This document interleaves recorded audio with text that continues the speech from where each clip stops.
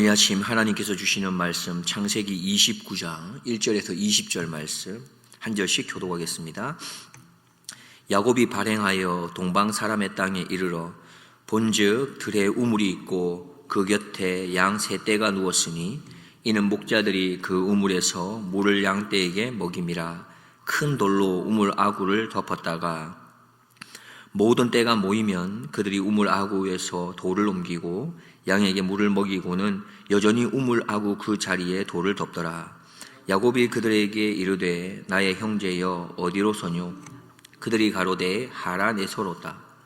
야곱이 그들에게 이르되 너희가 나홀의 손자 라반을 아느냐? 그들이 가로되 아노라. 야곱이 그들에게 이르되 그가 평안하냐? 가로되 평안하니라. 그 딸 라헬이 지금 양을 몰고 오느니라. 야곱이 가로되 해가 아직 높은즉 짐승 모일 때가 아니니 양에게 물을 먹이고 가서 뜯기라. 그들이 가로되 우리가 그리하지 못하겠노라. 때가 다 모이고 목자들이 우물 아구에서 돌을 옮겨야 우리가 양에게 물을 먹이느니라. 야곱이 그들과 말하는 중에 라헬이 그 아비의 양과 함께 오니 그가 그의 양들을 치미었더라. 야곱이 그 외삼촌 라반의 딸 라헬과 그 외삼촌의 양을 보고 나아가서 우물 아구에서 돌을 옮기고 외삼촌 라반의 양떼에게 물을 먹이고 그가 라헬에게 입 맞추고 소리내어 울며 그에게 자기가 그의 아비의 생질이요 리브가의 아들됨을 고하였더니 라헬이 달려가서 그 아비에게 고하매 라반이 그 생질 야곱의 소식을 듣고 달려와서 그를 영접하여 안고 입 맞추고 자기 집으로 인도하여 드리니 야곱이 자기의 모든 것을 라반에게 고하매 라반이 가로되 너는 참으로 나의 골육이로다 하였더라. 야곱이 한 달을 그와 함께 거하더니 라반이 야곱에게 이르되 네가 비록 나의 생질이나 어찌 공으로 내 일만 하겠느냐?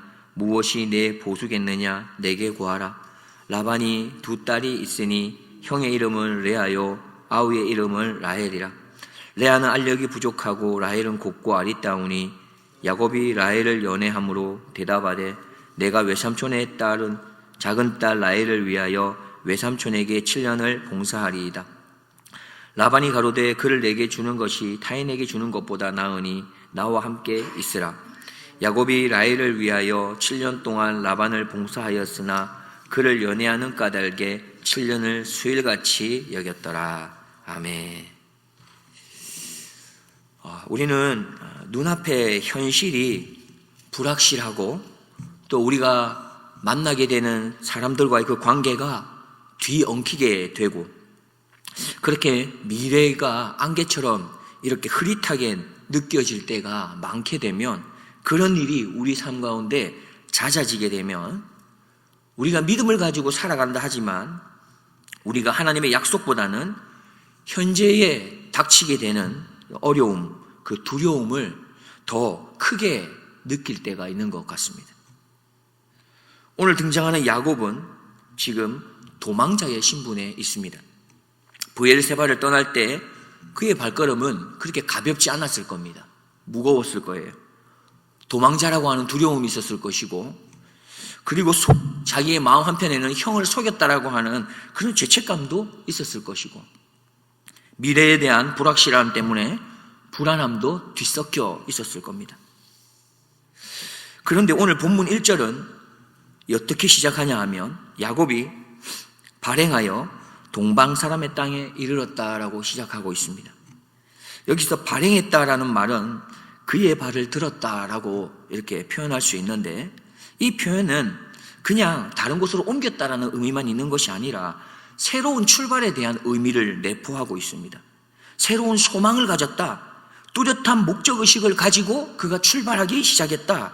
이런 의미를 가지고 있는 겁니다. 베델을 떠나 출발했을 때 그때 야곱은 달랐던 것입니다. 단순히 이동하는 게 아니라 새로운 결단이 생겼고 방향에 대한 전환이 생긴 것입니다. 그가 베델에서 하나님을 만났지 않습니까? 그리고는 야곱의 걸음은 이제 더 이상 도망자만의 그런 걸음은 아니었다는 거예요.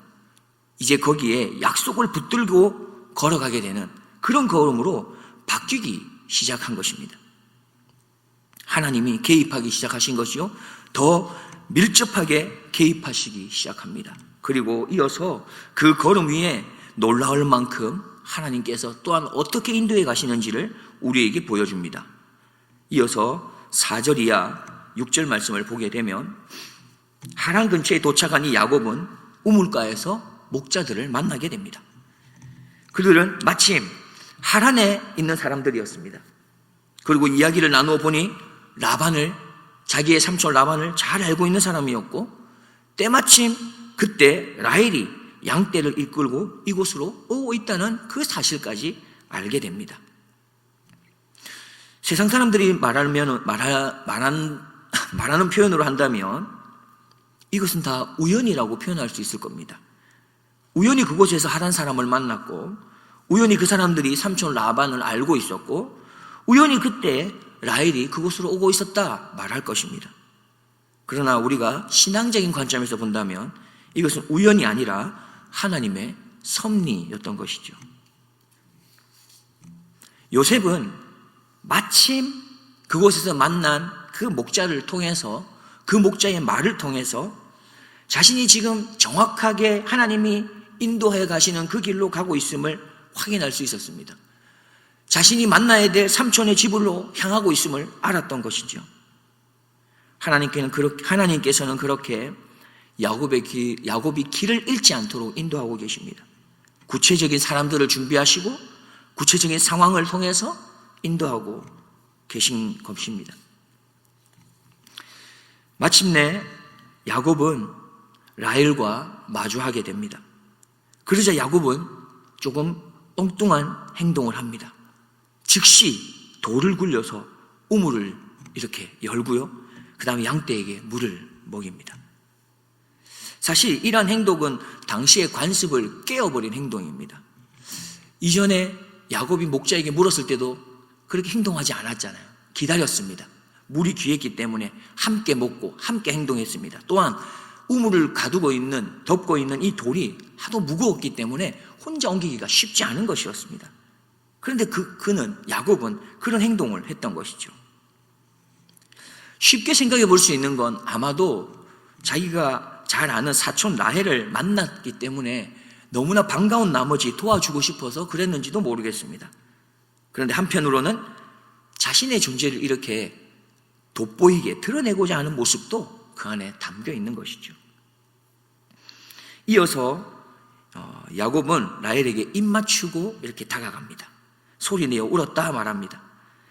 이 눈물은 단순한 감정의 표현이라기보다는 긴 여행 속에 있었던 그 힘든 가운데 안도하게 되는 그런 눈물이지 않았을까. 또한 하나님께서 여기까지 인도하셨음에 대한 감사와 감격의 눈물이지 않았을까 생각해 보게 됩니다. 야곱은 여기에서도 두 가지 모습을 다 드러내고 있습니다. 첫 번째는 자기가 하고 싶은 대로 하는 그런 모습이 있어요. 자기의 힘을 드러내고 싶고 자기가 힘이 있음을 과시하고 싶은 이런 모습들이 있습니다. 그런데 한편으로는 하나님께 또 감사하고자 하는 그런 마음도 그에게는 있는 것입니다. 여전히 야곱은 완성되진 않았지만 하나님을 향해 조금씩 다가가고 걸어가고 있는 것 같습니다. 이후에 야곱은 라반과 만남이 이어지게 되는데요, 14절에 보면 라반은 야곱을 반갑게 맞이하는 모습을 보게 됩니다. 너는 참으로 나의 권르기로다, 이렇게 말을 합니다. 그런데 사실 이것이 따뜻한 표현 같지만은 그 뒷면에 숨겨져 있는 라반의 어떠한 모습들이 드러나게 됩니다. 라반은 야곱처럼 참 계산이 밝은 사람이었습니다. 그래서 이 야곱을 통해서 어떤 노동력을 이렇게 자기가 얻을 수 있을까, 그걸 파악하기를 원했던 것이죠. 그래서 그는 제안을 합니다. 한 달 동안 너를 지켜본 후에 그 다음에 야곱에게 품삯을 정하자라고 제안을 했던 것이죠. 계속해서 야곱과 라반의 모습 속에서는 참 묘한 장면이 펼쳐지게 되는 것을 알 수 있는데요, 특별히 야곱은 자신의 모든 이야기를 라반에게 털어놓는 것을 보게 됩니다. 우리가 13절 말씀을 좀 보면 좋겠습니다. 같이 읽겠습니다. 라반이 그 생질 야곱의 소식을 듣고 달려와서 그를 영접하여 안고 입맞추고 자기 집으로 인도하여 드리니 야곱이 자기의 모든 일을 라반에게 고하매. 오늘 본문에서 왜 특별히 이렇게 표현을 했을까요? 굳이 이런 표현 안 해도 될 텐데, 야곱이 자기의 모든 일을 라반에게 고했다, 이렇게 표현하고 있습니다. 자기의 모든 일을 구했다는 것은 어떤 것이겠습니까? 삼촌에게 왜 여기에 왔는지부터 시작해서 구구절절 이야기를 한 것이죠. 내가 어쩔 수 없이 여기 올 수밖에 없었던 그것을 이야기했던 겁니다. 아마도 형을 속였던 일, 도망쳐 오게 된 사연, 지금 자신의 처지, 이런 것들을 다 말했던 거죠. 그런데 이 장면을 보면 창세기 25장에서 에서가 배가 고파가지고 자신의 상황을 솔직하게 털어놓는 모습과 묘하게 일치하게 되는 것들을 보게 됩니다. 그때 에서의 그 솔직함은 결국 그의 약점이 되었고, 야곱은 그것을 이용해서 이렇게 형의 장자의 복을 이렇게 가져갈 수 있었던 것이죠. 그런데 이제 야곱이 자신의 이야기를 모두 드러내고 있습니다.